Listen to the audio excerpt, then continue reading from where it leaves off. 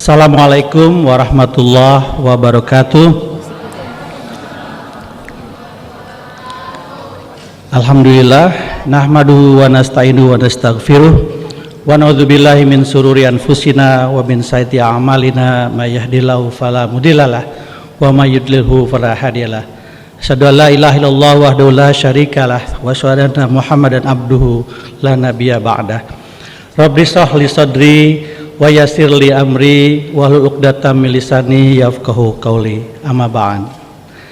Yang saya hormati Bapak Wakil Rektor UIN Sarif Hidayatullah Jakarta, Rektor 4 bagian alumni dan kerjasama Bapak Dr. Din Wahid. Yang saya muliakan Haji Roma Irama, Bang Haji, selamat datang Pak di Fakultas Suluddin. Yang saya hormati para Wakil Dekan Fakultas Suluddin, para guru besar dan para dosen semua, dan para mahasiswa Fakultas Suluddin. Alhamdulillah hari ini kita bisa bertemu dalam kesempatan ini untuk dua hal, Bang Haji. Yang pertama, acara ini, talkshow kita hari ini dengan Bang Haji itu ingin sebagai pembuka dari Milad Fakultas Usuluddin yang ke-62. Jadi Fakultas Usuluddin itu fakultas tertua di UIN Jakarta. Jadi founding faculties, yang dengan Fakultas Usuluddin itu ada UIN Jakarta, Bang Haji. Jadi ini tua sekali. Nah, karena itu nanti Pak Haji mohon perkenannya, kita ingin juga potong tumpeng dalam waktu setelah ini. Yang pertama itu, jadi kita ini adalah bagian talkshow hari ini adalah bagian dari kegiatan peringatan milad kita di Fakultas Suluddin yang ke-62. Yang kedua, kegiatan kita ini juga menjadi bagian dari keinginan kita di UIN Jakarta, di Fakultas Suluddin, untuk menjadikan dangdut sebagai salah satu dari warisan dunia tak berbenda, intangible cultural heritage, yang harapan kami nanti mudah-mudahan Bapak Menteri yang baru, Menteri Kebudayaan Pak Fadlizon, bisa mendengar bahwa dangdut sebagai warisan yang sangat penting yang menjadi identitas bangsa Indonesia harus juga menjadi bagian dari warisan dunia. Karena itu kita berharap sekali setelah acara kita ini kita bangun upaya untuk menjadikan dangdut sebagai bagian dari intangible cultural heritage UNESCO itu sendiri. Jadi kita berharap sekali kegiatan ini menjadi prelude bagi pengawalan kita untuk membuat kegiatan ini menjadi kegiatan yang lebih besar. Nah, kenapa kemudian musik dalam konteks ini menjadi penting? Karena musik adalah bahasa universal, dan Bang Haji Roma Irama adalah contoh di mana musik menjadi sesuatu yang memberikan nilai yang sangat besar, menjadi membuka ruang-ruang spiritualitas dan pesan-pesan moral yang sangat besar. Karena itu kita senang sekali hari ini bisa bertemu dengan Bang Haji Roma Irama yang menjadi ikon dangdut di Indonesia, dan kita ingin sekali belajar banyak tentang bagaimana media komunikasi tentang kebaikan, tentang humanitas, tentang cinta tanah air bisa disuarakan melalui medium yang berbeda-beda. Karena itu sekali lagi saya mengucapkan terima kasih. Mudah-mudahan ini adalah upaya kita untuk menjadikan pertama Fakultas Usuluddin menjadi fakultas yang lebih baik, dan kedua menjadi bagian bagi kita semua untuk menjadikan berbagai cara, dan Fakultas Usuluddin akan memfasilitasi semua lintas disiplin yang memungkinkan kita bisa mengembangkan kehidupan kita lebih baik.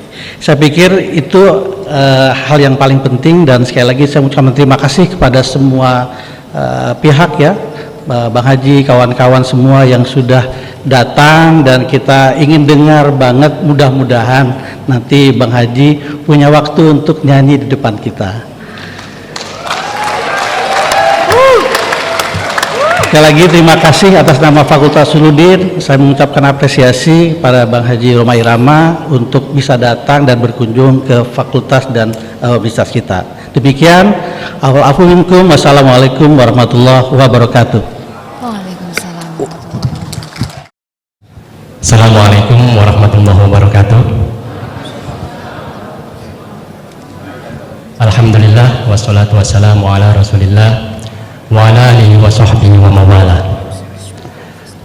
Yang terhormat para pimpinan UIN Syarif Hidayatullah Jakarta, rektor, wakil rektor beserta jajarannya, dekan Fakultas Usuluddin, wakil dekan, para kaprodi, sekprodi, serta tenaga kependidikan Fakultas Usuluddin UIN Syarif Hidayatullah Jakarta, dan teman-teman mahasiswa Fakultas Usuluddin UIN Syarif Hidayatullah Jakarta yang hadir pada hari ini. Sebelum saya mulai memandu perbincangan pada hari ini, kita kedatangan tamu yang sangat spesial. Tadi sudah disebut oleh Pak Warek, Raja Dangdut yang sangat legendaris ya. Saya akan memulai dari satu pantun dulu untuk menyambut kedatangan beliau. Pergi haji naik Garuda, nggak mau pulang kalau belum belanja kurma. Bangun pagi buka jendela, selamat datang Pak Haji Rhoma Irama. Satu lagi, ke Mesir beli ular tangga, beli ular tangga sambil naik onta. Meski banyak fakultas di UIN Jakarta, cuma Fakultas Usuluddin yang saya suka. Oke, baik teman-teman sekalian, para mahasiswa, mungkin di antara teman-teman ada yang kurang familiar, terutama Gen Z gitu ya. Tetapi di era medsos seperti sekarang ini, di era YouTube, saya kira banyak yang mengenal Bang Haji Rhoma Irama. Kalau saya tentu sangat mengenal karena saya angkatan 80-an 90-an dan mendengar seluruh lagu-lagunya, bahkan film-filmnya itu ya sejak kecil saya nonton di layar tancap ya, film Bang Haji semua isinya. Nah, teman-teman yang sekarang yang Gen Z, milenial mungkin mengenal Bang Haji lewat platform YouTube, lewat podcast dan lain sebagainya. Apalagi kemarin sempat rame ya, yang itu tidak akan kita bicarakan pada hari ini gitu ya. Jadi Bang Haji, kita tidak akan bicara soal nasab, tapi kita akan bicara soal nasib dan nisab ya. Terutama nasib Bang Haji yang sangat moncer ya kan, dan nisab Bang Haji yang sangat tocer ya. Dangdut itu kira-kira muncul sejak tahun 70-an ya. Kita mengenal dulu beberapa musisi dangdut seperti Elvi Sukaisi, Mansur S, Arafik dan lain sebagainya. Dan yang paling fenomenal di antara seluruh artis-artis dangdut itu ya ada di hadapan kita, Pak Haji Rhoma Irama, yang memang di Indonesia dikenal sebagai Raja Dangdut. Ketika tahun 70-an itu format kaset itu berkembang dan mengubah pasar musik Indonesia, Bang Haji Rhoma Irama itu memodernisasi musik yang waktu itu dikenal sebagai orkes Melayu dengan cara memperkenalkan sentuhan musik rock dan teknik rekaman yang canggih. Dan sejak saat itu kemudian musik yang sebelumnya dikenal sebagai orkes Melayu itu dikenal sebagai musik dangdut, yang terutama itu merupakan apa istilahnya itu, semacam genre musik hybrid yang paling dikenal dalam musik populer Indonesia. Disebut hybrid karena dangdut itu dia menggabungkan elemen-elemen Melayu, Arab, India, dan bentuk-bentuk musik populer Amerika, Latin, dan Eropa. Dan itu semua menjadi satu genre yang formatif, saya kira memang, dan banyak tulisan-tulisan yang menyatakan bahwa itu di tangan Pak Haji Rhoma Irama. Bahkan ada satu studi khusus yang dilakukan oleh Andrew Weintraub ya, itu judulnya Dangdut Stories, Social and Musical History of Indonesia's Most Popular Culture. Itu hampir keseluruhan buku itu, walaupun judulnya bicara soal sejarah dangdut, itu kebanyakan porsi besarnya itu menceritakan kehidupan Bang Haji Rhoma Irama. Dan banyak sekali buku-buku kajian-kajian mutakhir tentang musik dan Islam di Indonesia. Misalnya yang belum lama ini ada David Harness dan Anne Rasmussen, dia menulis tentang Divine Inspiration ya, Music and Islam Indonesia. Di situ juga ada special chapter untuk Bang Haji Rhoma Irama. Bahkan tadi sudah disinggung, ada salah satu sejarawan yang melakukan kajian tentang dangdut, saya kira yang pertama kali, William Frederick. Dia menyatakan berdasarkan kajiannya itu dangdut ini sebagai satu genre musik populer yang khas Indonesia. Jadi tadi saya sempat ngobrol secara informal dibawa dengan timnya Bang Haji. Kalau di barat itu ada British Revolution lewat The Beatles dan lain sebagainya, sehingga musik populer itu menjadi sesuatu yang baru di era modern. Di Indonesia, dangdutlah musik yang mencerminkan musik populer Indonesia yang menjadi satu genre yang khas, yang spesifik di tangan Bang Haji Rhoma Irama. Karena itu Frederick William Frederick dia menyebut Bang Haji itu sebagai apa istilahnya itu, karena selama 2 dekade ya, hampir lebih dari 2 dekade itu kita mendengarkan lagu Bang Haji dan film Bang Haji, maka Frederick menyebut Bang Haji Rhoma Irama sebagai superstar sejati pertama dalam industri hiburan di Indonesia. Nah Bang Haji, sebelum kita bicara yang berat-berat soal spiritualitas gitu ya, kehidupan keagamaan, dalam kehidupan keagamaan kita, barangkali Bang Haji bisa cerita kepada teman-teman mahasiswa di sini bagaimana waktu itu memilih musik dangdut ya sebagai tempat berekspresi. Padahal di zaman tahun 70-an kita tahu dangdut itu, saya sempat baca beberapa majalah-majalah aktuil, itu disebut sebagai musik kampungan, untuk membedakan dengan musik gedongan seperti God Bless dan lain sebagainya yang disebut orang kota gitu. Dan kemudian Bang Haji itu punya inovasi-inovasi yang membuat dangdut itu justru sangat dikenal di kalangan rakyat Indonesia. Silakan Bang Haji, mungkin dimulai.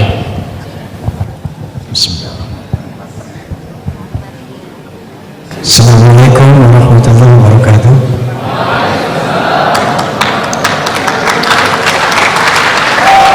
Bismillahirrahmanirrahim. Alhamdulillahilladzi hadan nasa ila hayatin thayyibatin fid dunya wal akhirati bisyari'atil Islam. Asyhadu an la ilaha illallah wahdahu la syarika lah dzul jalali wal ikram. Wa asyhadu anna sayyidana wa nabiyyana Muhammadan abduhu wa rasuluh sayyidul a'rabi wal ajam. Fasallallahu ala sayyidina Muhammad wa ala alihi wa sallam, amma ba'd. Wakil Rektor yang saya hormati, wakil-wakil dekan, para dosen, para profesor, guru besar, dan seluruh mahasiswa Usuluddin UIN Jakarta. Dan special thank buat Mr. Ramdan Syah yang telah menghubungkan saya dengan UIN. Juga fans of Roma and Soneta Forza yang hari ini hadir. Baik, menjawab pertanyaan awal dari Mr. siapa? Rahmat. Dari Bung Rahmat mengenai, saya lupa lagi pertanyaannya apa itu. Soal karir awal Bang Haji sebagai musisi dangdut. Jadi begini Bung Rahmat, sejak kecil yang saya ingat sejak kelas 2 SD, dunia musik saya itu 2 kutub, barat dan timur.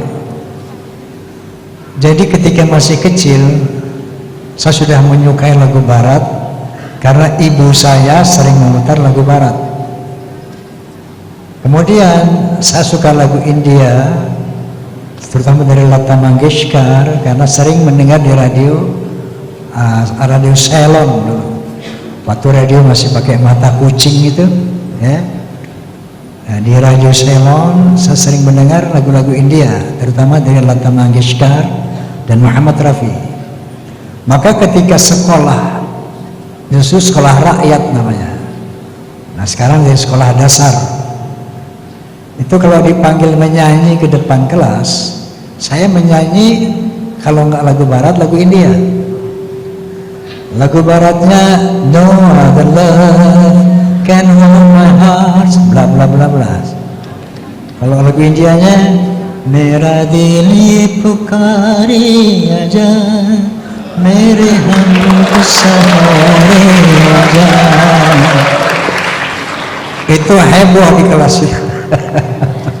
Jadi seperti itu, Nah, ketika saya remaja, saya juga membentuk grup band. Ada yang namanya satu Guys Hand. Itu membawa lagu-lagu sweet sound dari The Beatles, kemudian Everly Brothers, kemudian Tom Jones, kemudian ada lagi satu grup namanya Tornado. Ini bawa musik-musik rock ini, ya, seperti Led Zeppelin dan Deep Purple. Di samping itu, saya juga sering menyanyi pada orkes Melayu. Ada orkes Melayu Purnama di bawah pimpinan Awap Haris. Rekaman pertama juga sama orkes Melayu Chandraleka. Saya juga sering main di macam-macam orkes Melayu itu, ya. Sampai akhirnya saya mendirikan grup sendiri yang namanya Soneta. Nah, sekarang pertanyaan kenapa? Padahal saya pada tahun 72 itu mengikuti festival pop singer Asia Tenggara yang pertama di Singapura. Alhamdulillah tiba-tiba saya jadi juara pertama dengan membawakan lagu Tom Jones yang berjudul I Who Have Nothing. Saya juara pertama di musik pop Asia Tenggara. Tapi kenapa akhirnya saya berkiprah di dangdut, lebih concern di dangdut? Terus terang saya terpanggil melihat dangdut ini dimarginalkan, dihinakan. Saya sebagai juga penggemar orkes Melayu saat itu merasa terpanggil untuk mengangkat orkes Melayu menjadi paling tidak equal lah dengan musik pop. Nah, di situ karena saya juga sering nyanyi orkes Melayu, kalau salah satu malam minggu saya bermain-main dengan The Have, dengan band dan lagu-lagu barat di daerah Menteng misalnya. Malam minggu yang lain saya main di Kampung Becek, tempat khitanan orang-orang kampung dengan lagu-lagu India dan orkes Melayu gitu. Jadi terpanggillah saya untuk mengangkat orkes Melayu ini agar menjadi equal. Pertanyaan Anda tadi sampai mana sih maksudnya? Ya, terus saya tuh waktu mondok Pak Haji, waktu liburan pondok saya main ke rumah teman saya itu ya.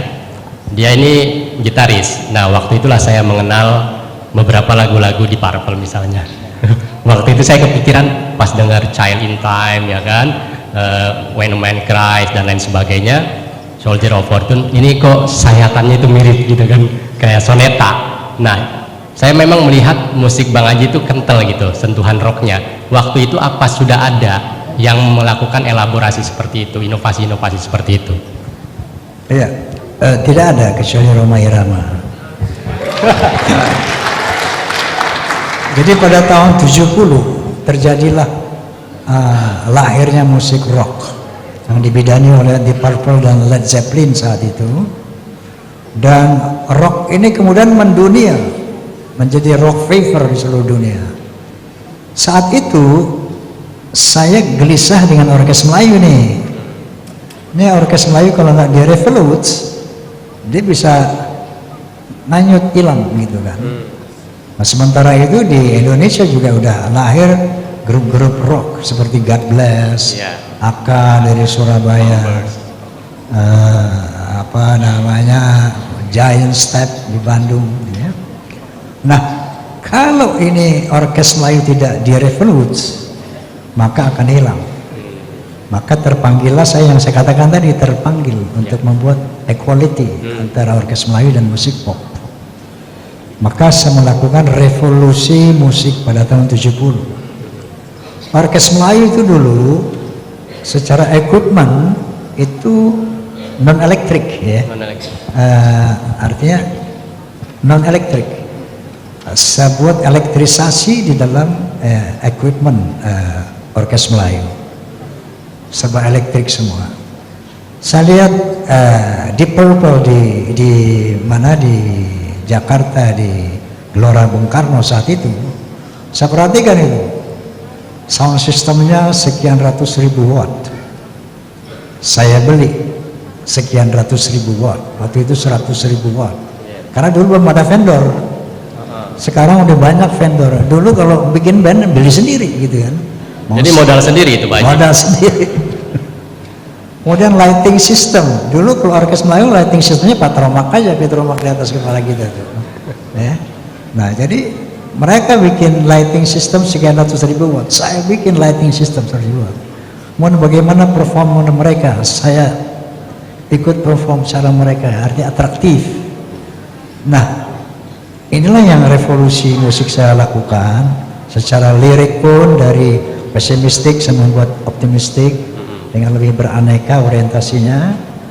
Tidak hanya sekedar cinta, tapi saya berbicara tentang sosial, tentang politik, bahkan dakwah. Ya. Nah, itulah dari orkes Melayu lahirlah menjadi dangdut. Dari tahun 70 itu saya merevolusi orkes Melayu menjadi dangdut sebagaimana Anda dengar sekarang ini.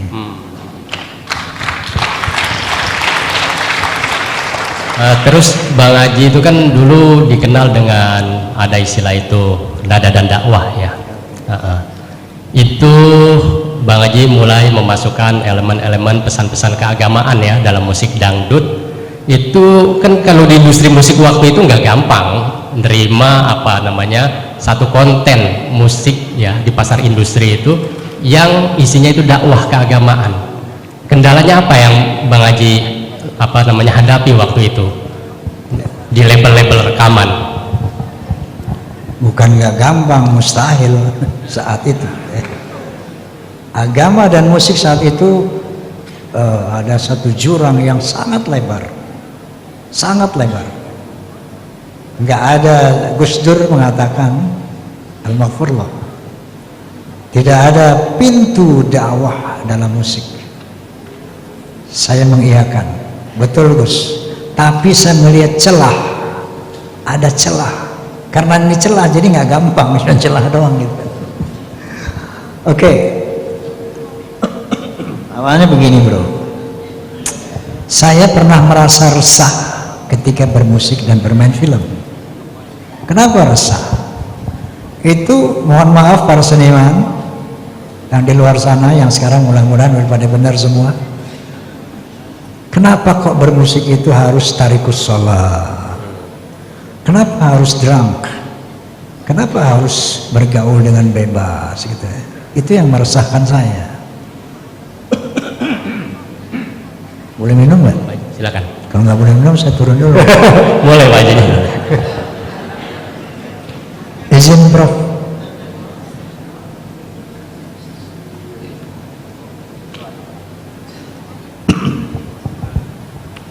Nah dalam kegelisahan saya itu setiap sholat, hampir dalam setiap doa saya menyampaikan, ya Allah, seandainya musik ini, seni ini hanya memperlebar jalanku ke neraka, tolong dicabut ya Allah.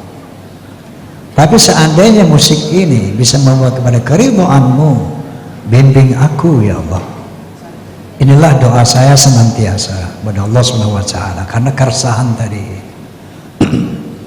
Nah akhirnya saya mendirikan Soneta itu tahun 70. Nah pada 13 Oktober 73 saya deklarasikan Soneta The Verse of Muslim. Nah di situ saya mulai kepada teman-teman Soneta. Waktu itu formasinya 8 orang termasuk saya, bahwa saya mau mengadakan revolusi iman, jihad iman. Kalau tadi revolusi musik,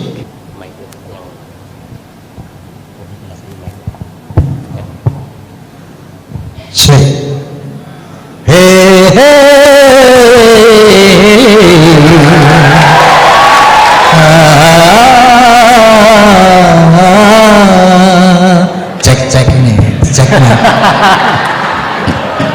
Udah bagus kan?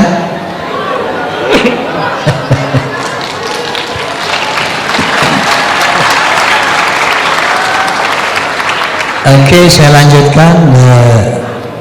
Dalam keresahan itu saya berdoa kepada Allah Subhanahu wa taala, ya Allah, seandainya musik ini hanya memperlebar jalanku ke neraka, tolong cabut bakat saya ini. Tapi seandainya musik ini bisa membawa kepada keridhaan-Mu, bimbing saya ya Allah. Itulah doa saya. Sehingga pada 13 Oktober 73 saya kumpulkan personel soneta yang saat itu 7 orang, 8 dengan saya. Saya katakan bahwa mulai saat ini nggak ada tarikus sholah, mulai saat ini nggak ada drunk, mulai saat ini nggak ada pergaulan bebas. Kita akan betul-betul menggunakan musik ini fi sabilil haq. Saat itu ini Syoma mau ngapain sih ini gitu kan. Karena agama dan musik itu ada satu gap, ada jurang pemisah yang sangat luar biasa. Oke, akhirnya kalau yang mau jabat tangan saya, kalau yang nggak setuju jangan. Bismillahirrahmanirrahim. Siapa yang setuju? 1 plak, 2 plak, 3 plak, sampai semuanya setuju. Al-Fatihah. Saya baca Fatihah kita semuanya. Mulai saat ini no drunk, no tarikus sholah, no pergaulan bebas gitu kan. Nah dari saat itulah soneta The Voice, saya delegasikan soneta The Voice of Muslim. Nah oleh karena yang pertama dakwah saya dalam musik mengucapkan Assalamualaikum di pentas musik. Itu namanya dulu Assalamualaikum cuma di masjid aja atau di ruang-ruang dakwah. Gak ada panggung musik itu Assalamualaikum, panggung politik, panggung apapun gak ada Assalamualaikum.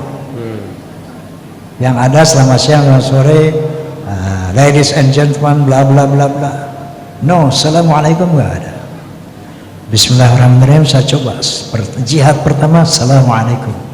Waktu itu di Ancol, pentasnya masih pakai drum-drum minyak itu, ya, belum ada barricade antara musisi dan penonton. Bismillahirrahmanirrahim. Assalamualaikum warahmatullahi wabarakatuh. Melayang sendal segala macam. Woi, bukan. Dia lemparin lumpur segala macam. Itu jihad pertama saya. Yang kedua, yang bikin riuh Republik ini ketika saya melantunkan lagu La ilaha illallah. Ini suratul Ikhlas. Semua anak kecil bahkan hafal itu. Tetapi saya pikir belum ada yang menerjemahkan secara sosial. Belum ada yang mensiarkan apa itu suratul Ikhlas secara nasional. Saya terpanggil untuk menyampaikan ini. Maka saya buatlah lagu yang berjudul La ilaha illallah. Berisik nih Republik. Wah, Roma Irama menjual agama, Roma Irama bla bla bla segala macam. Waktu itu belum ada TV itu, acara apa? Entertainment belum ada, infotainment belum ada. Jadi ada majalah-majalah, magazine dan surat-surat kabar saja. Itu heboh luar biasa. Dari kehebohan itu, saya diundanglah oleh Majelis Ulama Indonesia yang saat itu berkantor di Masjid Raya Kebayoran, Masjid Agung. Waktu itu ketua umumnya insya Allah Kiai Haji Syukri Ghazali Al-Maghfurlah. Berkumpullah ulama dan para wartawan. Saya bawalah ini lagu yang dipersoalkan, La ilaha illallah. Di sidang saya di situ, Bang Haji, saya dengar Anda nih menjual agama, mendengarkan Al-Quran. Apa betul? Coba mana lagunya? Saya putar. Pertama ada suara efek angin. Saya baca suratul Ikhlas. Bismillahirrahmanirrahim. Qul huwallahu ahad. Allahus samad, lam yalid wa lam yulad, wa lam yakul lahu kufuwan ahad. Baru masuk musik. Bam bam bam bam bararam jararam. Bam bam bam bam bararam jararam. Bam baram bam bararam. Musik, baru masuk vokal. Katakan Tuhan itu satu, Tuhan tempat menyembah dan tempat meminta. Katakan Tuhan itu satu, Tuhan tidak beranak dan tak diperanakan. La ilaha illallah, tiada Tuhan selain Allah.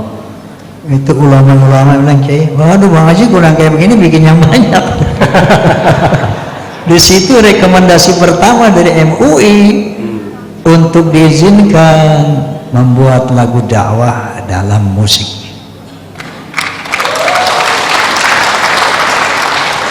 Atas rekomendasi MUI itu, saya berlapang dada untuk terus membuat setelah qala ta'ala wa qala Nabi sallallahu alaihi wasallam irtanim khamsan qabla khamsin, bla bla bla bla, dan selanjutnya dan selanjutnya. Nah, disitulah dada saya menjadi lapang. Dari keresahan tadi, alhamdulillah, ternyata musik dakwah itu luar biasa efektivitasnya. Sampai-sampai Profesor Andrew Weintraub dari University of Pittsburgh, Amerika Serikat, mengundang saya dalam satu acara yang luar biasa. Judulnya ini, International Conference on Islam and Popular Culture in Indonesia and Malaysia.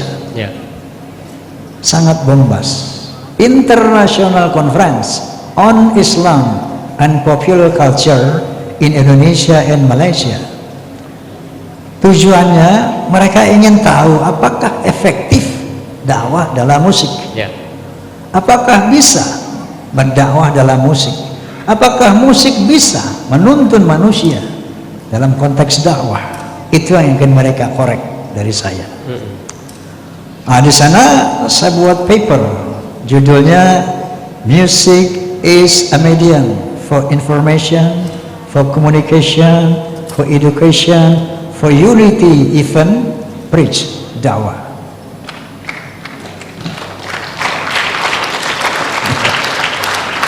Nah, di sana saya buat satu testimoni seorang dosen bahasa Inggris dari Universitas Airlangga Surabaya. Ketika saya sedang isoma rehat dalam pembuatan film Menggapai Matahari di Surabaya, lagi di satu restoran rumah makan, tiba-tiba masuk seorang yang keren, ya, tampan, berjas, pakai jas, tas ecolak, mencari-cari seseorang. Begitu lihat saya, dia datang ke saya, dia simpan tasnya, dia tanya, "Are you Rhoma Irama?" "Yes, saya beri, dipeluk sama dia. Lalu dia bilang, "You are my teacher." Saya kaget, "How can you say it like that? You are my teacher." Bagaimana Anda bisa mengatakan saya guru Anda? Dia bercerita, "Bang Haji, ternyata perjalanan hidup saya semuanya, hampir semua terinspirasi dari lagu-lagu Anda." Makanya saya bilang kepada dosen-dosen teman saya, kalian harus dengar itu soneta. Masya Allah, saya juga kaget-kaget.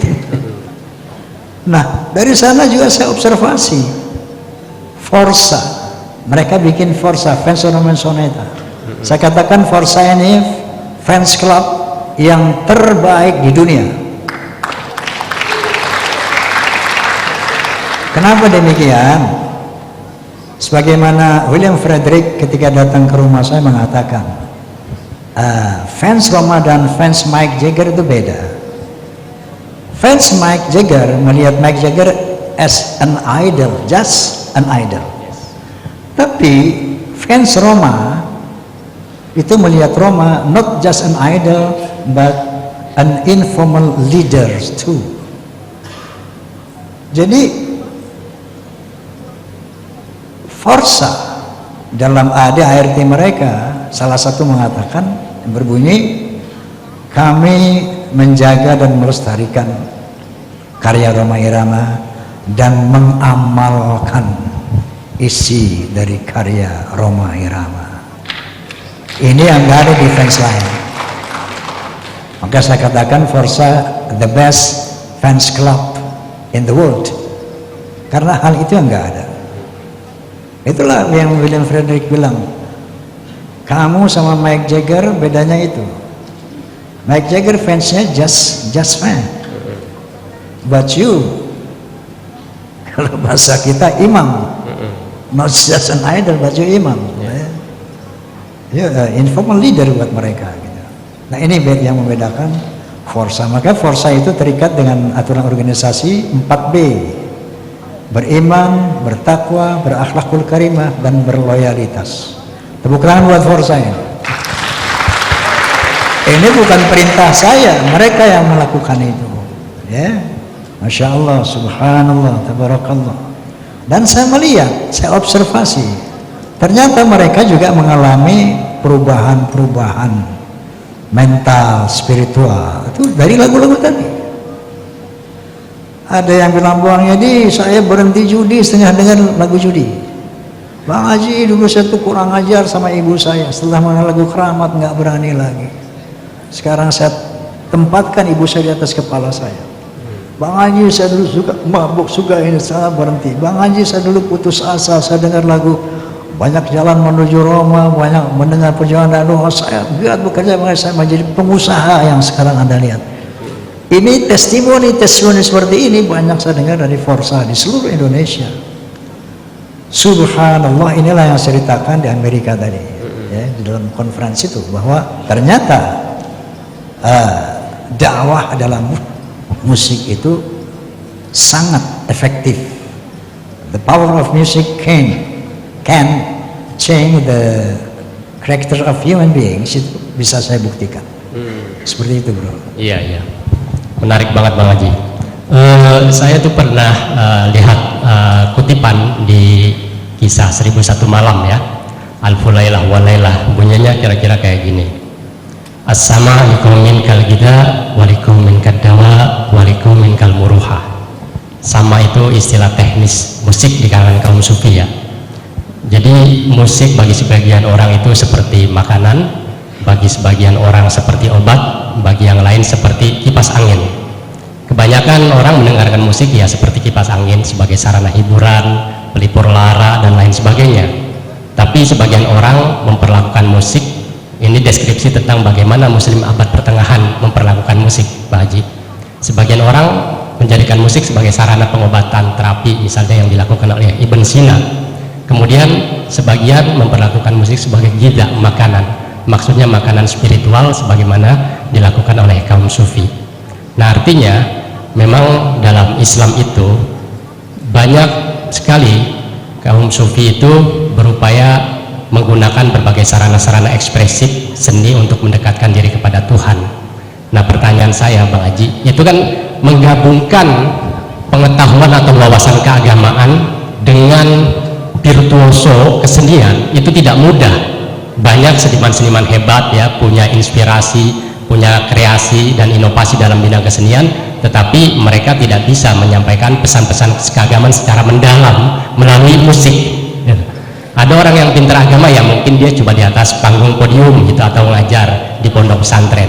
Nah cara Bang Haji menggabungkan ya blending antara musik dengan wawasan dan pengetahuan keagamaan yang mendalam itu menimba inspirasinya dan proses kreatifnya itu seperti apa Pak Haji? Baik, ketika saya pentas di Jepang, Yokohama dan Tokyo dalam rangka sebagai duta Indonesia dalam acara WOMAD, World Music and Dance. World Music and Dance ini setiap tahun itu berkeliling ke negara-negara di dunia. Nah ketika di Jepang saya menjadi dipercaya menjadi mewakili Indonesia ke sana. World Music and Dance.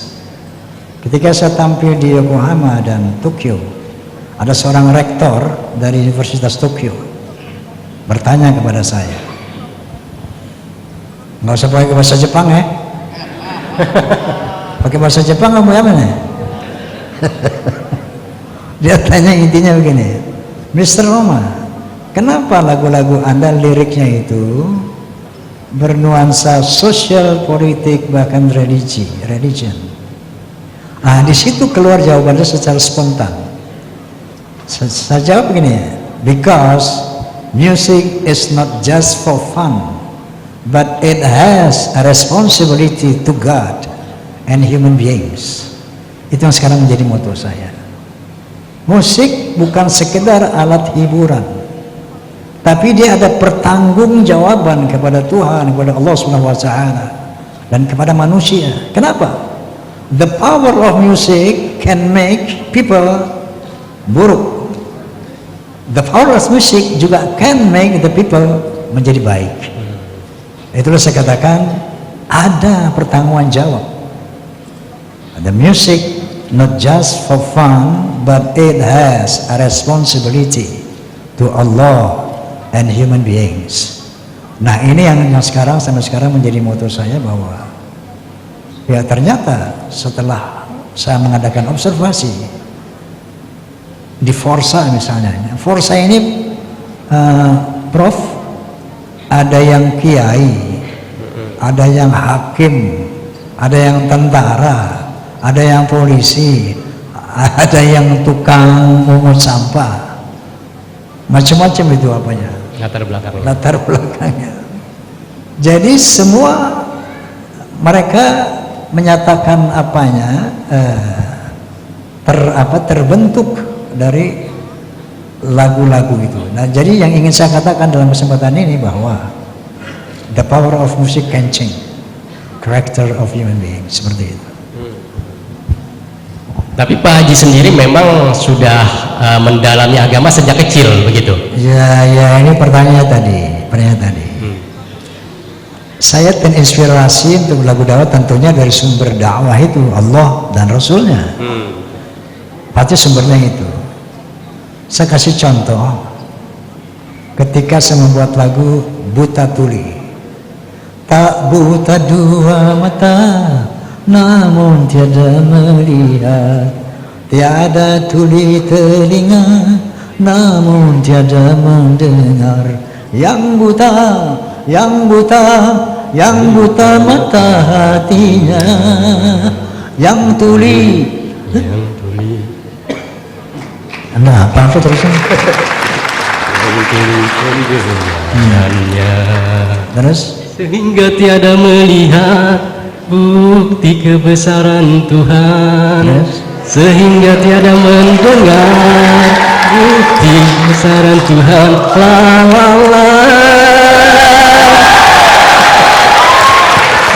Saya fans Bang Haji. Gue sengaja batukin tadi biar yang nyanyi.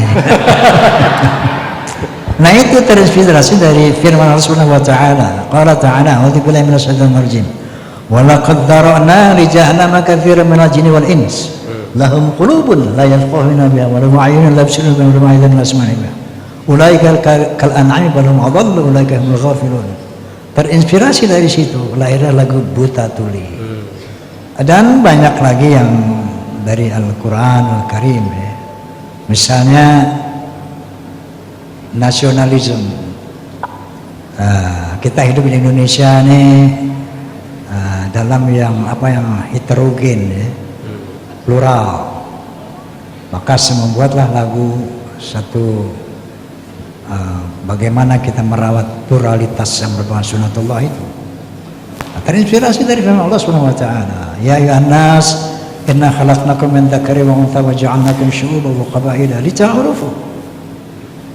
Ya manusia, sehingga aku jadikan kamu dari seorang laki dan perempuan. Dari sana aku jadikan kamu berbangsa-bangsa, bersuku-suku, lita'arafu, untuk saling mengenang, lita'arafu, untuk saling menghormati. Inna akramakum 'indallahi atqakum. Sesungguhnya ketinggian derajatmu di sisi Allah adalah takwamu. Lahirlah sebuah lagu yang berjudul Kita Adalah Satu. Satu hati, satu rasa, satu negeri Indonesia. Aku cinta, kamu cinta, kita cinta Indonesia.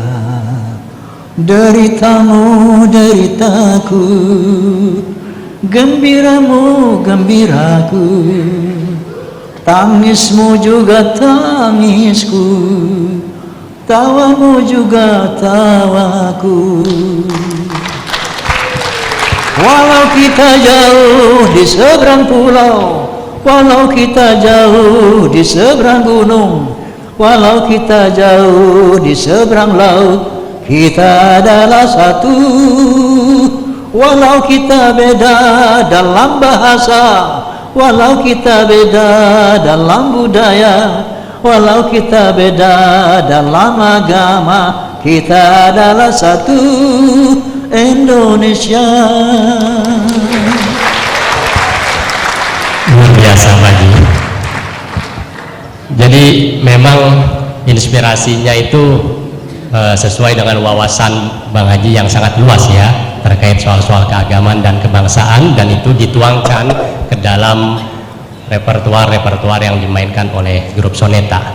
Pak Haji, kalau kira-kira buat generasi milenial, Gen Z yang sekarang ini, terutama setidaknya buat teman-teman Fakultas Usuluddin Uin Syarif Hidayatullah Jakarta, para mahasiswa, itu motivasi apa nih yang bisa membuat mereka menjadi lebih kreatif dan bisa mengemas pesan-pesan keagamaan yang mereka sudah pelajari gitu kepada masyarakat luas? Baik, saya akan sampaikan juga melalui sebuah lirik tentunya. Ayo generasi muda, putra putri bangsa, singkirkanlah selimutmu, bangun dan bangkitlah, tunjukkanlah agamamu, tandanglah ke muka. Masa depan bangsa ada di tanganmu, tegaknya agama ada di pundakmu. Tonggak-tonggak tua butuh tunas baru. Coba renungkan itu, coba renungkan, coba renungkan itu, coba renungkan. Jadi pejabat, jadilah pejabat yang takwa. Jadi karyawan, jadilah karyawan yang takwa. Jadi pedagang, jadilah pedagang yang takwa. Jadi seniman, jadilah seniman yang takwa. Jadi apapun, jadilah apapun yang selalu bertakwa. Ini pesan dari Allah Subhanahu wa Ta'ala yang saya sampaikan melalui lagu, khususnya buat generasi muda, para mahasiswa. Tepuk tangan buat Bang Haji. Baik, teman-teman sekalian, barangkali ada yang mau bertanya, menanggapi, atau diskusi interaktif dengan Pak Haji, menimba pengalaman dan wawasan Pak Haji yang sangat luas. Saya persilahkan kepada teman-teman untuk, mungkin ada yang mau mengajukan pertanyaan, mau curhat juga boleh ya. Siapa tadi di sebelah sini? Ya, satu, terus dua, tiga dulu ya, tiga dulu. Tolong panitia. Ini sebetulnya Bang Haji pada request nih, supaya Bang Haji bisa nyanyi, menghibur teman-teman, dan panitia sudah menyiapkan pemain organ tunggal. Organ tunggal. Maksudnya ada keyboardnya. Sayang Bang Haji. Organ tunggal lain lagi. Mungkin sebelum teman-teman bertanya, Bang Haji mau itu bertanya dulu. Oke. Ya, baik, silakan teman-teman, setelah bertanya nanti akan digoyang oleh Bang Haji. Tadi mulai dari sebelah sini ya. Oke, silakan diperkenalkan namanya, dari fakultas apa? Assalamualaikum warahmatullahi wabarakatuh. Saya Roy Harisana. Selamat pagi, menjelang siang semuanya. dulu sempat di tafsir hadis 1 tahun. Kemudian pindah ke adab. Jadi lulusnya di adab, sampai sekarang masih bermusik bersama Pak Dr. Rahmat Kemat, juga aktif di Lembaga Seni Budaya Muslimin Indonesia NU Tangsel. Jadi saya sampai sekarang masih berkesenian mengaji bersama Pak Moderator. Sederhana saja sebenarnya, kita semua tahu Bang Haji living legend, inspirator, inovator. Sampai saat ini pun kalau saya menulis lagu, saya selalu memutar lagu Bang Haji sebagai inspirasi. Terima kasih juga Pak Ketua Syamsuddin, selamat ulang tahun yang kesekian. Terima kasih telah membuat kita begadang bersama Bang Haji di siang ini. Pertanyaan ringkasnya begini, Pak Haji, atau boleh nggak saya sebut Kiai ya? Bagi saya Bang Haji ini sebenarnya wali musik Indonesia ya. Kalau mengenai apa itu hitam dan putih dalam dunia seni, tentu kita sudah paham bahwa ada berbagai ideologi, ada berbagai ajaran, aliran, bahkan mazhab di dunia kesenian musik khususnya gitu. Kesenian pada umumnya, yang mana kita tahu agak sulit mengintegrasikan antara religiositas, kemanusiaan, sosial yang dipandang oleh sebagian besar manusia, khususnya kita sebagai penikmat, bukan pelaku ya, bukan sebagai pelaku, ya hanya musiknya saja gitu. Sementara kontennya atau hikmah di balik itu sangat sulit untuk bisa sampai bahkan merasuk bukan hanya melalui tektokan kepala atau antar nalar, tapi juga ke hati dan ke jiwa. Saya masih meyakini bahwa itu adalah satu kekuatan besar Kiai Haji Roma Irama yang selalu bisa mengkomunikasikan apapun hikmahnya kepada kita semua. Dalam hal ini saya ingin sebenarnya minta cerita sedikit Bang Haji. Itu bagaimana sih Bang Haji bisa sampai katakanlah proses pengkaryaannya ya, inspirasi bisa datang dari mana saja, kemudian metode pengkaryaan bisa apapun itu, baik analog, digital dan seterusnya. Tapi yang lebih penting sebenarnya ini Bang Haji, apakah dalam berkarya itu kita ini bagaimana ya arah kalau kita berkarya, katakanlah kalau kekinian itu membuat konten gitu, kita selalu berpikir tentang Mic-nya panitia, ada mic yang lain mungkin. ini masih bisa. Oke, silakan Cek. Mas Roy dilanjutkan. Terima kasih. Jadi ringkasnya mau minta nasihat nih Pak Haji, bagaimana caranya bisa survive di industri musik Indonesia, kemudian bagaimana caranya bisa bertahan, bisa stand out juga di tengah gempuran maha dahsyat dari segala macam godaan, cobaan. Belum lagi sebenarnya bagaimana caranya agar kita bisa unggul gitu Pak Haji. Secara manajemen tentu itu juga berperan besar, secara leadership, bukan hanya dalam hal pengkaryaan. Barangkali itu aja pertanyaan dari saya. Terima kasih Pak Haji dan Pak Moderator. Oke, baik, mungkin satu persatu aja ya, langsung ditanggapi supaya langsung nyambung. Baik, terima kasih Pak siapa? Roy. Roy, Ya. Masya Allah. Apanya Roy Martin ada hubungan nggak? Nggak ada. Roy, jawabannya simple banget. Jawab semua yang pertanyaan yang panjang itu, jawabannya cuma satu: bersyukur kepada Allah. Artinya bagaimana implementasi syukur. Nah, qala ta'ala, a'udzubillahi minasyaitonir rajim. Bismillahirrahmanirrahim. La in syakartum la azidannakum wa la in kafartum inna 'adzabi lasyadid. Idz ta'adzana rabbukum la in syakartum la azidannakum. Perhatikan ini. Ingatlah ketika Tuhanmu berseru, la in syakartum la azidannakum. Barang siapa yang pandai bersyukur kepadaku, akan aku tambahkan nikmat itu. Pertama langkah kita apa? Muhasabah, introspeksi. Apa sih nikmat Allah kepada kita nih? Memang Allah mengatakan wa in ta'udu ni'matallahi la tuhsuha. Kalau kamu mau hitung nikmat Allah, kamu nggak akan bisa menghitungnya, terlalu banyak. Physically saja, bagaimana kita bisa melihat, mendengar, berkata. sehat. As-sihatu aghlu min ad-dunya wa ma fiha. Sehat itu lebih mahal dari dunia dan isinya. Itu kita perinci nggak akan bisa kita hitung. Itu baru dalam tubuh kita aja nih. Bagaimana itu sistem saraf dan bagaimana bekerja mekanisme organ tubuh dan sebagainya, itu nggak bisa kita hitung nikmat Allah. Itu satu. Renungkan apa sih nikmat Allah, sehingga Allah mengatakan la in syakartum, kalau kamu mensyukuri nikmat Allah, apa sih nikmat Allah? Sampai kepada talenta kita. Talenta manusia itu berbeda-beda.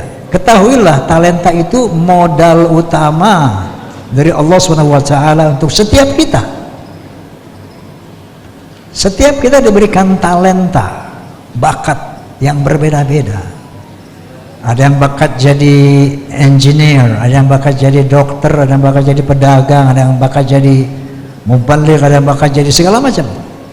Nah, ketika kita maka sejak dini kita harus menyadari dulu apa talenta kita, apa will kita. Nah, setelah kita tahu, nah itulah modal dari Allah. Perjuangkanlah itu. Saya pernah punya teman namanya Mursid, walaupun dia bukan mursyid tapi namanya Mursid. Waktu itu SD, SMP, SMA, dia kuliah sama orang tuanya, dia minta harus dokter. Ketika kita sudah tingkat berapa gitu, mundur lagi, awal lagi tingkat 1. Ternyata bakat dia bukan dokter, dia ternyata willnya tuh sosial politik. Jadi balik lagi ke universitas yang sesuai dengan bakatnya. Nah, jadi pertama pesan saya, jangan pernah melawan talenta yang ada pada kita. Itu modal dari Allah SWT. Nah, sekarang konteksnya bersyukur bagaimana? Bersyukur adalah berterima kasih kepada Allah SWT. Caranya, pertama, laksanakan perintahnya, jauhkan larangannya. Itu terima kasih kita kepada Allah. Setiap perintahnya siap laksanakan, setiap larangannya kita hindarkan. Itu implementasi bersyukur kepada Allah SWT. Lalu mengenai talenta tadi, mensyukuri talenta, serius memperjuangkan, menggeluti talenta kita itu, memperjuangkan. Nah, makanya Allah mengatakan, kalau kamu pandai bersyukur, kalau kita implementasikan syukur itu seperti itu, pasti bal yazdad akan aku tambahkan nikmat itu. Astaghfirullahalazim, ta'adutsan bin ni'mah, ta'aduts bin ni'mah. Ketika saya berhasil dengan sebuah lagu, karena syukur saya diterima oleh Allah SWT, ditambah lagi apa itu? Inspirasi. Inspirasi datang dari Allah. Itu sebagai bukti Allah menambah-nambahkan nikmat kepada kita. Mensyukuri nikmat sehat, ditambah nikmat sehat itu. Bagaimana mensyukuri nikmat sehat? Dengan menjaga kesehatan. Bagaimana mensyukuri nikmat bakat? Dengan mengelola, memperjuangkan, mempertahankan bakat. Maka Anda mengatakan, bagaimana supaya bisa long extension gitu, kayak gitu kan sampai sekarang. Itu sebetulnya kuncinya bersyukur kepada Allah SWT. Terima kasih. Oke ya, jadi kata kuncinya bersyukur, menggali dan mengenali talenta kita sejak dini, dan mengelaborasi talenta itu sampai titik terjauh gitu kan, dalam terang kesadaran ilahi. Oke, selanjutnya tadi di sebelah sini, ya silakan panitia tolong diberikan mic-nya.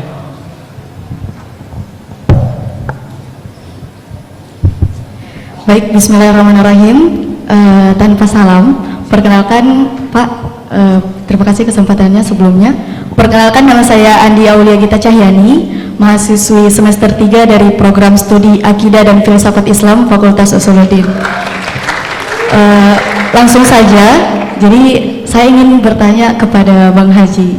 Jadi gini Bang Haji, kita kan sebagai Gen Z ya, kadang kalau ketahuan sama temen tuh kita suka musik dangdut, pasti dikatainnya, ah kamu mah kuno, didengerinnya musik dangdut gitu.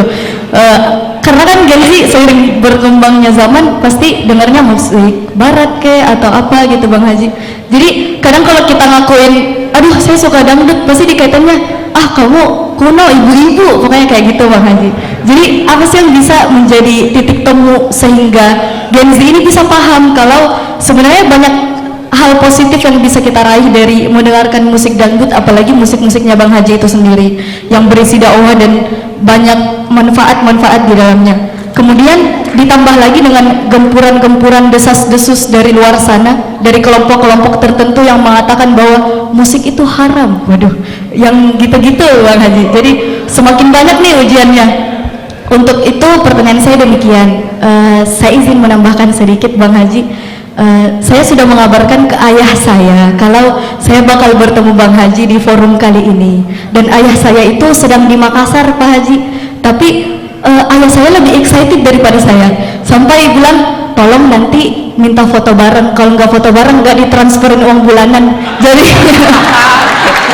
Kode nih kode. jadi tanpa mengurangi rasa hormat Bang Haji, mungkin bisa minta waktu buat foto bareng. Tolong diamankan. Soalnya saya takut uang bulanan saya nggak masuk bulan ini Pak Haji. Jadi seperti itu. Demikian dari saya. Terima kasih atas kesempatannya. Panitia tolong diamankan ini ya. Silakan Pak Haji. Biasa dapat berapa persen ya dari bulan ini? Baik. Pertanyaan tadi, dangdut itu kampungan, norak, ya, ibu-ibu, gitu kan? Itu benar. Benar itu. Itu benar. Dan saya merasakan itu, makanya saya fight, saya revolusi musik orkes Melayu itu menjadi equal. Nah, tidak semua orang melihat soneta.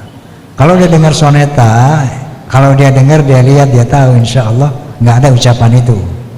Karena memang banyak sekali musik-musik dangdut yang kita lihat ya. Tidak semua, apalagi sekarang nih kalau kita lihat Indosiar, mereka sudah penampilan sudah baik, sudah segala macam. Mungkin kalau diperhatikan astagfirullahaladzim, secara baik, secara benar, itu insya Allah di sana akan ada nilai ya. Tapi memang nggak semua musik dangdut kayak gitu.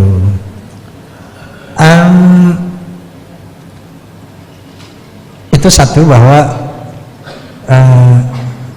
sampai begini ya, saya bilang kan tadi, seorang dosen bahasa Inggris, saya lupa namanya beliau itu, dosen bahasa Inggris Universitas Erlangga, bisa mengatakan gini, Bang Haji, sampai saya bilang sama para dosen, kamu harus dengar soneta.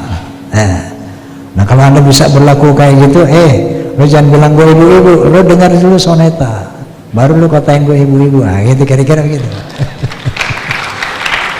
Yang kedua, apa tadi? Yang kedua, banyak orang yang mengatakan musik ini haram, bid'ah, gitu kan. Pertama, kenapa saya masih tetap bermusik dari gelombang serbuan musik bid'ah, musik haram? Saya tetap bermusik. Saya punya dalil. Pertama dari Asy-Syu'ara. Asy-Syu'ara ayat-ayat terakhir kalau nggak salah. A'udzubillahi minasyaitonir rajim. Bismillahirrahmanirrahim. Wasy-syu'ara yattabi'uhum. Alam tara annahum fi kulli wadin yahimun. Wa annahum yakuluna ma la yaf'alun. Ya. Ila alladziina aamanu wa 'amilus salihati wa dzakarullaha katsiran. Itu syu'ara, itu penyair, syair sebagian dari musik. Salah satu unsur musik adalah syair, ya, lagu, lirik, artinya lirik. Di situ Allah mengatakan umumnya syu'ara itu sesat, diikuti oleh orang-orang sesat. Mereka mengatakan sesuatu yang mereka tidak lakukan. Nah, ada firman lain yang mengatakan, ya ayyuhalladzina amanu lima taquluna ma la yaf'alun ma la taf'alun kabura maqtan indallah an taqulu ma la taf'alun. Hai orang beriman, jangan ngomong yang kamu nggak lakukan. Besar murka Allah kalau kamu jangan pandai ngomong tapi tidak kamu lakukan. Nah, ini menjadi catatan buat saya di dalam bermusik. Ya. Jadi sebelum saya dendangkan lagu judi, sebelum saya dendangkan lagu haram, lagu Mira Santika, ini grup harus wajib melaksanakan dulu gitu. Jangan lu nyanyi lagu haram retailer kan, nggak benar itu. Kabura maqtan indallah an taqulu ma la taf'alun. Yang kedua, ada satu kaidah ilmu usul fiqh. Al aslu fil muamalati al ibahah ila ayadullah dalil ala tahrimiha. Hukum asli daripada muamalah adalah ibahah, mubah, boleh. Illa ayadullah dalilun ala tahrimiha.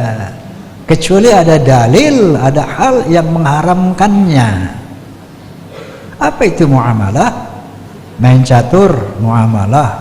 Main bola, muamalah. Main musik, muamalah. Main catur, zuhur lewat, asar lewat, haram. Main bola, pakai taruhan, haram. Begitu main musik, lu goyang-goyang erotik, haram. Jadi sejauh ketika ada keharamannya, maka haram. Menurut ilmu usul fiqih, al aslu fil muamalati al ibahah, boleh.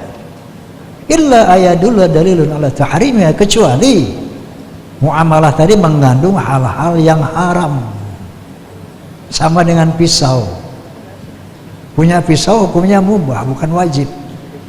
Ya, bukan sunnah, mubah.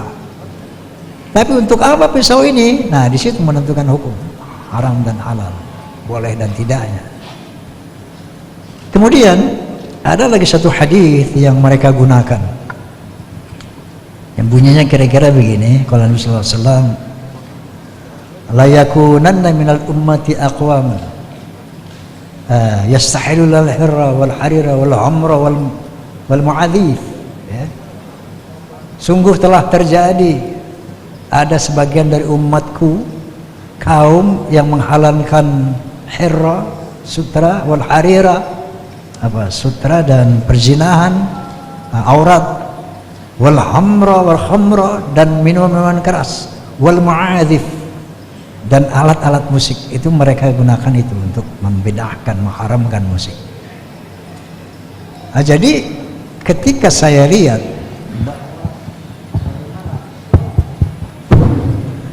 ketika saya pelajari hadis ini, saya dalami, saya renungkan sedalam-dalamnya bahwa pengharaman perzinahan jelas dalam Al-Quranul Karim, minuman judi jelas dalam Al-Quranul Karim, tapi alat musik ini nggak ada, ma'adhif ini nggak ada. Tidak ada di Quran, tidak ada di hadis lain ma'adhif, illa itu tadi. Maka ketika saya melihat struktur struktur kata-kata hadis itu, oh ternyata ini satu paket, ya, satu kesatuan. Yastahilul nalhara wal harira wal khamra wal ma'adif. Ada nanti orang yang akan menghalalkan sutra, kemaluan, khamr, minuman keras, dan musik, alat musik. Itu ternyata di night club. Ini adalah sebuah suasana di mana dalam suasana itu ada minuman keras, ada sutra, pakaian-pakaian mewah dan beraurat, ya. Ada perzinahan, zina mata, zina badan, segala macam, dan alat musik. Karena saya melihat daripada hadis yang lain, ada Nabi membolehkan ketika ada dua gadis menyanyi, dilarang oleh Abu Bakar, Nabi bilang biarkan. Ketika ada di Madinah ada orang pesta perkawinan, Nabi menganjurkan untuk bermusik, katakanlah seperti itu, apapun itu waktu itu, ya. Jadi hadis tadi dibandingkan dengan hadis-hadis yang lain, ini terjadi Ini adalah paket. Suasana night club, suasana bar, di mana ada unsur-unsur itu semua. Cara seperti itu, Dek. Assalamualaikum warahmatullahi wabarakatuh. Aduh, Sobat Bang Haji. Jadi itu barusan sekaligus tuh bahan ya buat teman-teman ilmu hadis. Tahrik hadis, kritik hadis, mana kualitas musik-musik, apa namanya, hadis-hadis yang sahih, ya kan, doib dan lain sebagainya. Karena memang ada beberapa kajian misalnya dari Ibnu Hazm al-Andalusi ya, menyatakan bahwa banyak hadis-hadis yang membicarakan tentang keharaman musik itu kualitasnya doib misalnya kayak gitu. Dan masih banyak lagi ulama-ulama yang membolehkan musik tentu dengan syarat-syarat tertentu, dan mereka sudah menyusun kitab berjilid-jilid ya. Ada Al-Ghazali, kemudian ada Imam Asy-Syaukani dan seterusnya dan seterusnya. Nah, tapi nih pertanyaan saya yang tadi bertanya ya, kamu hafal nggak salah satu lagu soneta? Kan target kamu supaya dapat UKT dari Bang Haji ya kan? Kalau kamu hafal satu lagu nanti dapat door prize UKT dari Bang Haji. Lagu apa? Begadang gampang banget ya Pak Haji. coba nyanyi ya, nyanyiin Pak, tapi mohon maaf suara saya lebih baik dipendam sebenarnya Pak. ya. Kamu mau foto bareng nggak? Mau, ayo Pak, Ayo boleh Pak. mainkan. Begadang jangan begadang, Asik. kalau tiada artinya. Begadang boleh saja kalau ada perlunya. Asik. Oke, aplaus. Oke ya, minimal kalau nggak dapat UKT nanti foto bareng. Siapa? Terima kasih banyak Pak. Oke. Ya, selanjutnya tadi ada satu lagi ya, sebelah mana? Sini udah. Ini di belakang Pak Dekan ya, silakan.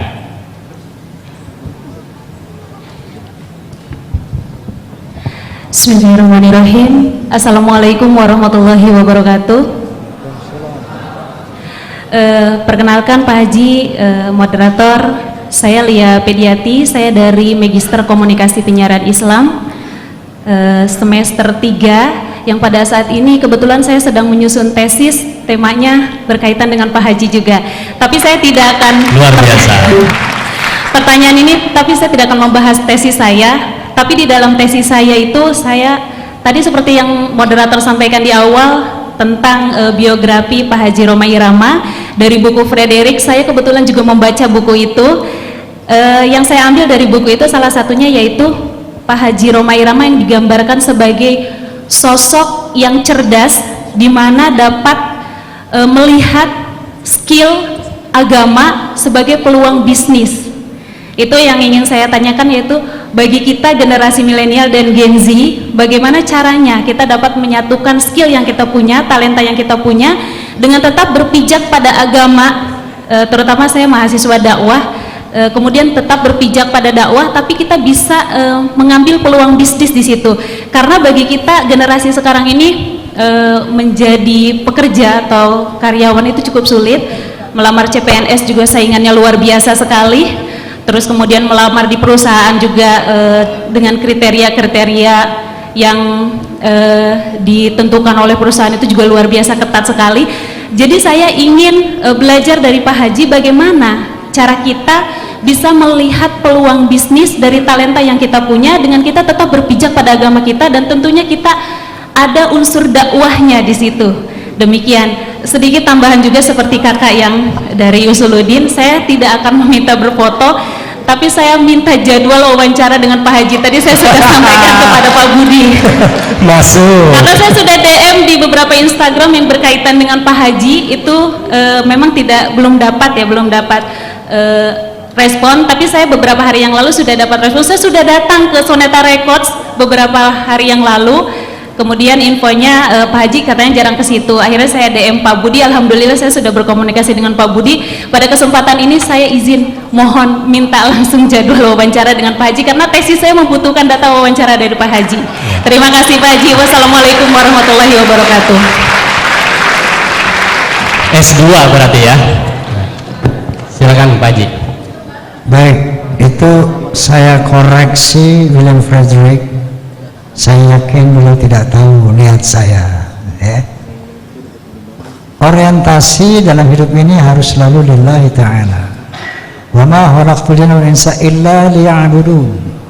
Apapun profesi kita, orientasinya harus lillahi ta'ala. Jadi bukan lagu dakwah buat nyari duit, bukan. Itu sebagai bonus ya. Jadi saya orientasi tidak begini, gue bikin lagu dakwah biar laku, na'udzubillah. Saya bikin lagu dakwah supaya laku, na'udzubillah. Seandainya bahkan dulu ketika saya cerita dulu ya, naik haji. Saya naik haji itu tahun 75. Itu artis musik, seniman film yang naik haji pertama kali Rhoma Irama. Saat itu nama saya Raden Oma Irama, belum ada hanya. Kalau sekarang yang ditulisnya salah tuh, H Rhoma Irama, jadi Haji Raden Haji. Harusnya RH Oma Irama. Ya, makanya Radennya saya sembunyikan, hanya hajinya saya sembunyikan, jadi RHUMA Roma gitu. Itu menyembunyikan Raden dan Haji sebetulnya. Ya. Mudahan nasabnya juga keren ya, bukan cuma nasibnya aja. Jadi apa, astagfirullahaladzim, orientasi kita di dalam berbagai aktivitas kita tidak boleh melenceng dari lillahi ta'ala. Nah, ketika lagu ini laku, itu bonus, bukan orientasi. Yes, jadi mungkin itu pertanyaan tadi ya. Anda kan tanya bagaimana supaya beragama bisa berkaitan dengan bisnis.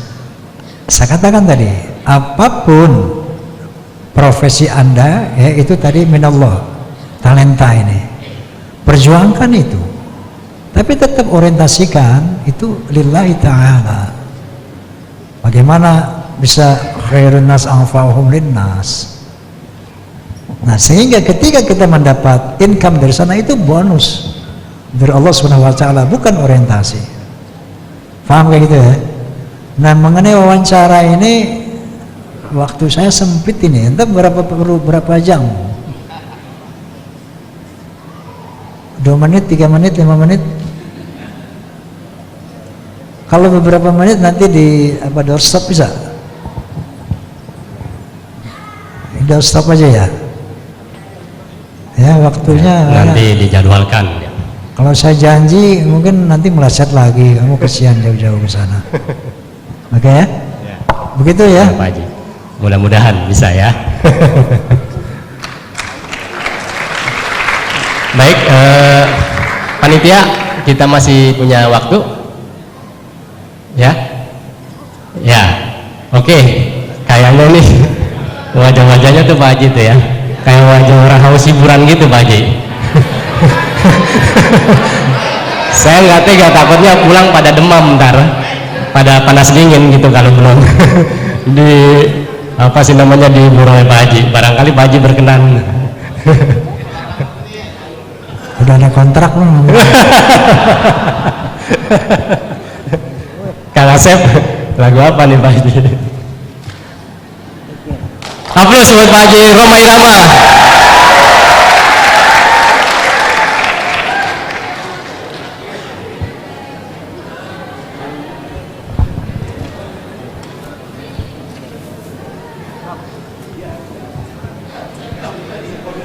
Ini juga lagu yang terinspirasi dari Allah SWT dan hadir. Ridallah fi ridal walidain wa sukhullah fi sukhtihima. Ridha Allah sangat tergantung dari ridha orang tua, terutama ibu, dan murka Allah juga sangat tergantung dari murka orang tua, terutama ibu. Al-jannatu tahta aqdamil ummahat, bahwa surga itu di bawah telapak kaki ibu dalam keridhaan ibu. Jadi bersyukurlah teman-teman yang masih memiliki ibu, berbaktilah sehabis-habisnya kepada ibu Anda, insya Allah Allah akan mengangkat derajat Anda. Dan ketika mereka sudah meninggal dunia, jangan lupakan setiap saat sesering-seringnya Allahumma ghfirlah warhamhu wa'fu anha. Insya Allah hidup Anda berkah. Dengan ridho orang tua, insya Allah Allah akan meridhoi kita. Kalau Allah ridho kita, insya Allah Allah akan mudahkan segala urusan kita, minat dunia sampai akhirat. Oke.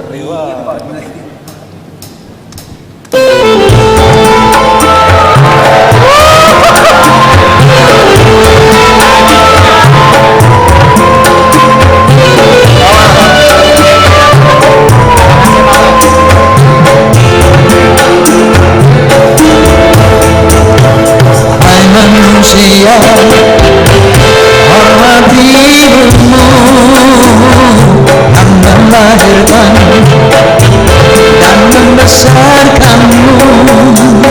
Darah dagingmu dari air susunya, jiwa ragamu dari kasih sayangnya. Dialah manusia satu-satunya yang menyayangimu tanpa ada batasnya.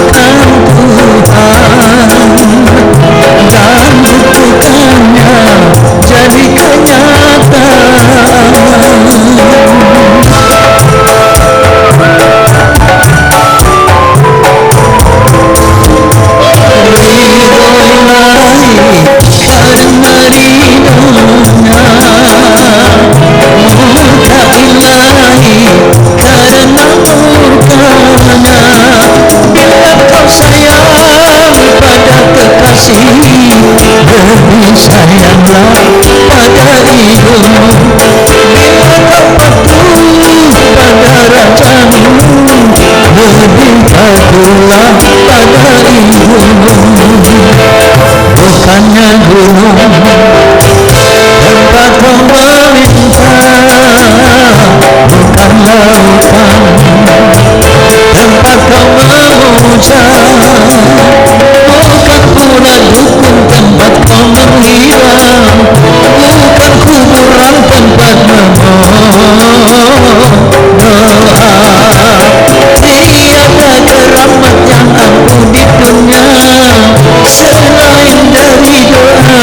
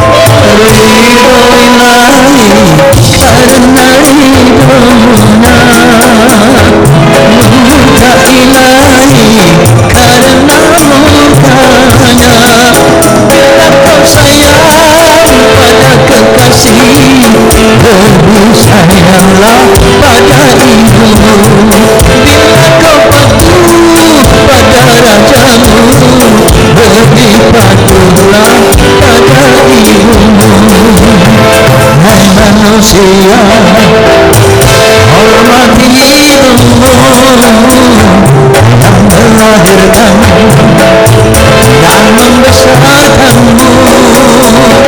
Darah dagingmu dari air susunya, jiwa ragamu dari kasih sayangnya. Dialah manusia satu-satunya yang menyayangimu tanpa ada batasnya.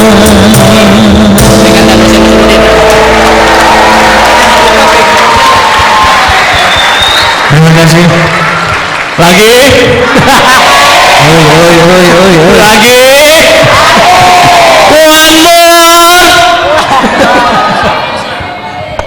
Karena ini for fun.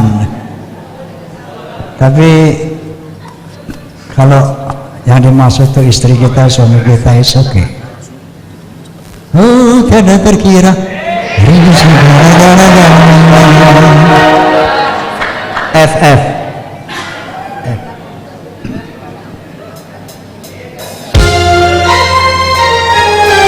Tepuk tangan buat Bang Haji.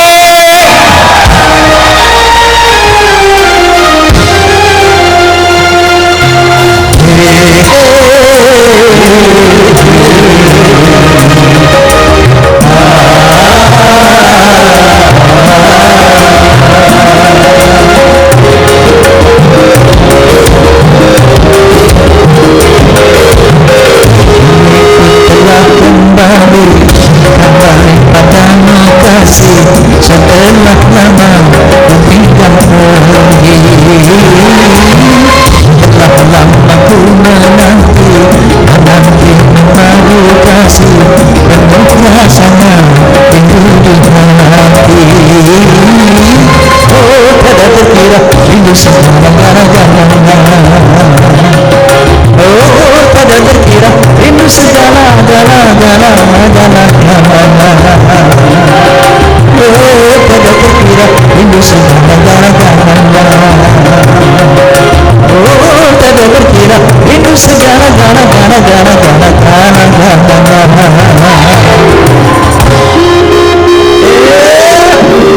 Tangan di atas.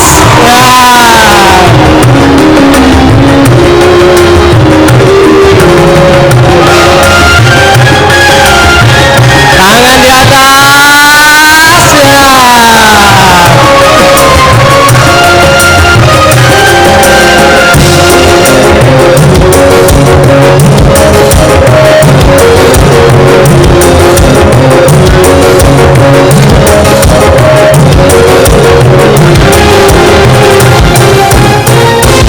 Rindu gayamu ketika terjaga, awal lepas lenyap ceria.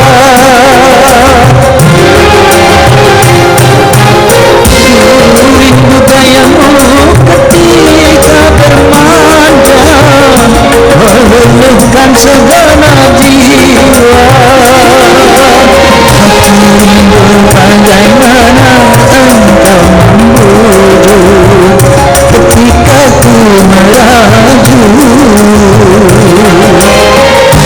Rindu bagaimana kau mengasihi ketika ku bersedih.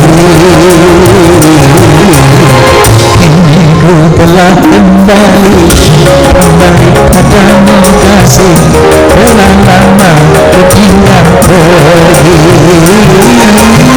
Telah lama ku menanti mengadu kasih penuh rasanya rindu di hati.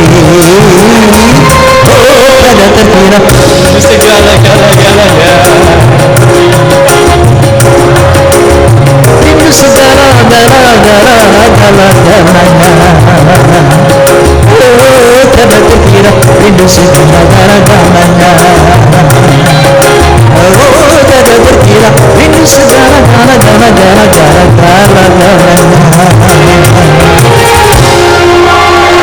Tepuk tangan buat Pak Haji Roma Irama. Terima kasih Pak Haji.